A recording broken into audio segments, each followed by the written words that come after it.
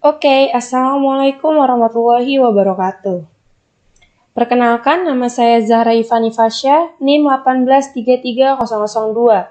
Di sini saya akan menjelaskan bagaimana cara dalam penggunaan antibiotik yang baik dan benar. Seperti kita ketahui ya, masyarakat zaman sekarang pun masih ada yang suka memakai antibiotik tidak dengan sesuai aturan. Lalu minum juga tidak sesuai anjuran dokter, dan suka ada yang minum antibiotik pun tidak dihabiskan. Padahal anjurannya itu antibiotik harus dihabiskan. Jadi kita bakal membahas bagaimana cara penggunaan antibiotik yang baik dan benar.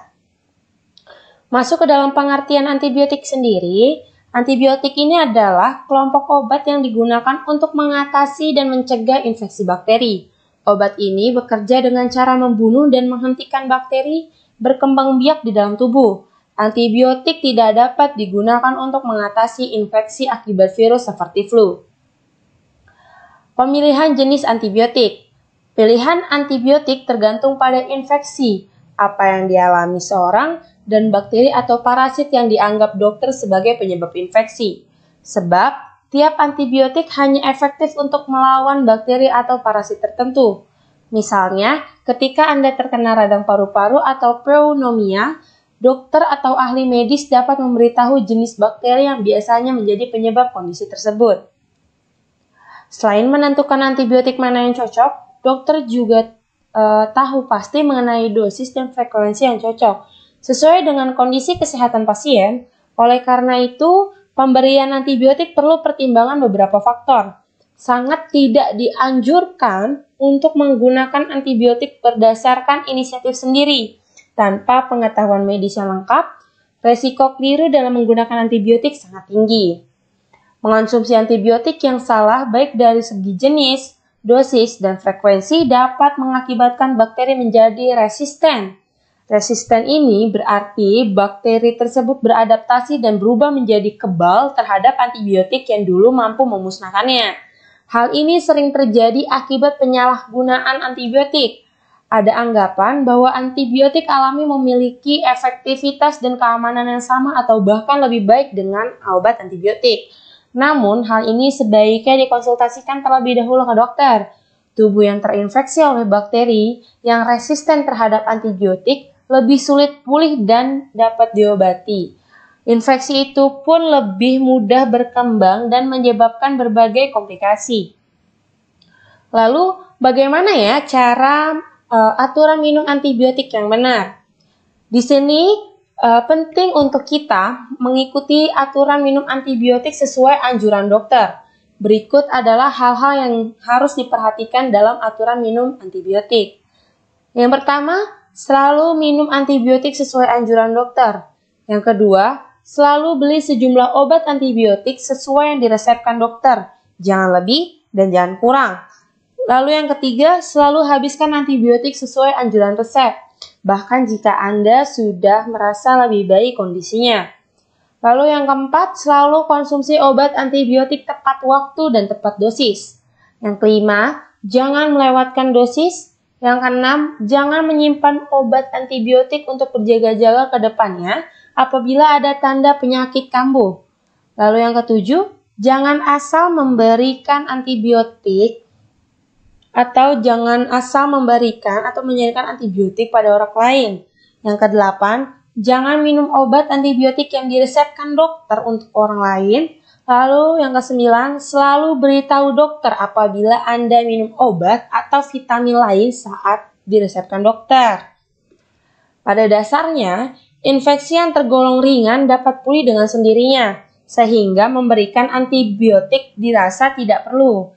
Namun ketika infeksi bakteri yang diderita tidak kunjung membaik, dokter dapat meresepkan antibiotik. Selain keparahan kondisi, terdapat juga beberapa pertimbangan lain sebelum akhirnya pasien diberikan antibiotik, yakni yang pertama itu ada infeksi yang diderita adalah infeksi menular. Lalu ada terasa mengganggu dan diduga membutuhkan waktu lama untuk sembuh dengan sendirinya. Lalu yang terakhir, terdapat resiko tinggi menyebabkan komplikasi. Efek samping. Nah, Antibiotik ini sebenarnya memiliki efek samping masing-masing, mulai dari yang ringan hingga yang serius. Dengan anjuran dan petunjuk dari dokter, kita bisa menggunakan antibiotik dengan aman dan dengan resiko efek samping yang minimal. Hindari penggunaan antibiotik tanpa anjuran dokter, terutama bagi ibu hamil dan ibu menyusui, tengah dalam pengobatan lain, dan memiliki riwayat alergi antibiotik. Di sini ada dua efek samping sebenarnya. Yang pertama adalah efek samping yang umum terjadi. Yang pertama ada infeksi jamur di sekitar mulut, saluran pencernaan, dan vagina.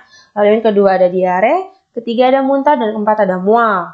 Lalu yang kedua adalah efek samping yang jarang terjadi. Yang pertama ada fotosensitif atau permukaan kulit dengan menjadi sensitif terhadap sinar matahari.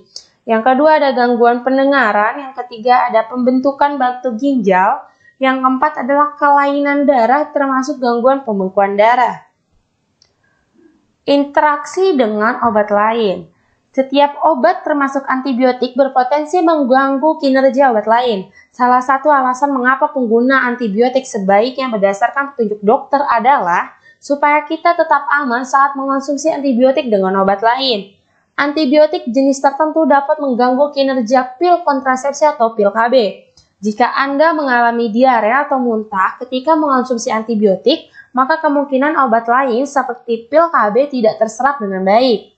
Gunakan alat kontrasepsi tambahan, lalu selalu tanyakan pada dokter sebelum mengonsumsi obat lain atau obat herbal bersama dengan antibiotik. Lalu, apa sih resistensi antibiotik itu? Di sini kita akan mengenal resistensi antibiotik. Nah, ini adalah kondisi di mana tubuh seseorang sudah kebal dan tidak mempan lagi diobati pakai antibiotik. Ini dikarenakan bakteri atau virus menjadi kebal dan beradaptasi di dalam tubuh Anda, meskipun sudah minum obat antibiotik. Kalau sudah sampai mengalami resisten antibiotik, kemampuan tubuh dalam melawan penyakit infeksi menjadi lemah. Penyakit infeksi di tubuh Anda pun jadi susah diobati dengan obat antibiotik. Perlu diketahui juga bahwa resistensi antibiotik sudah menjadi ancaman kesehatan dunia yang bisa mengakibatkan kematian. Jika jumlah bakteri yang kebal terhadap antibiotik sudah banyak, perawatan medis seperti transplantasi organ, kemoterapi, atau pengobatan medis lain menjadi sangat beresiko. Lalu kita harus waspada reaksi alergi. Hati-hati ya yang punya alergi terhadap antibiotik. Umumnya ketika seseorang mempunyai alergi terhadap satu golongan antibiotik, dia bisa saja alergi terhadap semua jenis antibiotik yang termasuk dalam golongan tersebut. Hanya profesional medis yang tahu jelas jenis antibiotik mana yang termasuk dalam golongan mana. Reaksi alergi terhadap antibiotik bisa berupa ruam, pembekakan pada wajah dan lidah, hingga kesulitan bernafas yang umum disebut reaksi anafilaksis. Nah, kondisi anafilaksis ini tidak boleh disepelekan karena dapat berakibat fatal loh. Untuk itu, penting untuk memberitahu kepada dokter, perawat, atau apoteker jika Anda memiliki reaksi alergi terhadap antibiotik tertentu. Yang perlu diingat, mengonsumsi antibiotik harus senantiasa melalui konsultasi dan resep dokter. Penggunaan antibiotik yang tidak tepat hanya akan mengakibatkan kerugian seperti efek samping, pengeluaran biaya yang sia-sia, dan resistensi yang dapat menyebabkan infeksi parah di kemudian hari. Lalu kita akan mengenal jenis-jenis antibiotik. Di sini ada penisilin. Ini digunakan untuk banyak kondisi akibat adanya infeksi bakteri. Beberapa di antaranya yaitu ada infeksi streptococcus, meningitis, gonore, faringitis, dan juga untuk pencegahan endokarditis. Terutama pada penderita atau memiliki riwayat gangguan ginjal, akan lebih baik penggunaan penisilin melalui anjuran dan pengawasan dokter. Di sini jenis-jenis antibiotik golongan penisilin yang pertama ada amoxicillin, ampicillin, oxacillin, dan penisilin G. Lalu yang kedua di sini ada cefalosporin. Beberapa kondisi yang dapat diobati menggunakan cefalosporin diantaranya itu adalah infeksi tulang, otitis media, infeksi kulit, dan infeksi saluran kemih. Obat ini berpotensi menimbulkan efek samping berupa sakit kepala, nyeri pada dada, bahkan syok. Penggunaan cefalosporin harus dengan anjuran dan pengawasan dokter. Lalu jenis-jenis cefalosporin meliputi ada cefuroxime, cefuroxime, cefixime, cefotaxime, cefotiam, cefepime, dan cefratolin. Lalu di sini juga ada tetrasiklin. Tetrasiklin digunakan untuk mengobati berbagai macam kondisi juga akibat infeksi bakteri, di antaranya ada sifilis, antraks, tifus, brusellosis, dan jerawat. Tetrasiklin tentu tidak dapat digunakan pada anak usia di bawah 12 tahun. Jangan menggunakan tetrasiklin tanpa anjuran dokter. Jadi semua antibiotik itu harus dengan anjuran dokter. Lalu di sini jenis-jenis tetrasiklin sendiri ada dosisiklin, minosiklin, tetrasiklin, oksitetrasiklin, dan tigesiklin. Masuk ke dalam golongan quinolon. Quinolon juga sama dapat mengatasi banyak kondisi yang disebabkan oleh infeksi bakteri. Beberapa di antaranya itu ada infeksi tulang, sistitis, cervicitis, dan infeksi kulit.